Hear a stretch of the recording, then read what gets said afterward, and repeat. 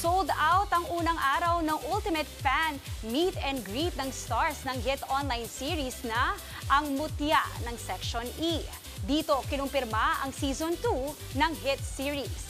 Nasa frontline ng balita niyan, si MJ Marfori. Punong-puno! Nag-uumapaw! Sumugod na nga ang Section E Nation with their LED banners at messages sa New Frontier Theater kagabi para sa sold-out Day 1 Ultimate Fan Meet and Greet ng hit show na Ang Mutya ng Section E. Sa EDSA nga, mula Guadalupe hanggang Cubao, tad-tad-din ng LED billboard nila Andres Mulak at Ashtin Olviga na ang promotor pala ay ang kanilang fans. Sulit naman ang effort dahil opening number pala. Tinodo na nga ng lead stars at cast ang pakilig. Nagkaroon pa nga ng kanya-kanyang spotlight ang fan faves. Si Robin Angeles, may pa-pick-up lines, games at oozing dance number pa nga. Si Andres, first time na kinanta ng live ang single na Ikaw ang Miss Universe ng buhay ko. Siyempre, present on stage si Ash.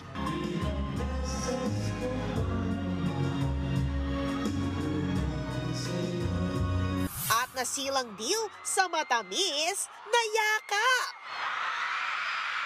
Halos di na nga magkarinigan dito sa New Frontier Theater dahil nag-iingay na ang Section E Nation. Pero eto na, naririnig nila ang hinaing ng Section E Nation dahil may good news ang buong grupo ng Ang Mutya ng Section E.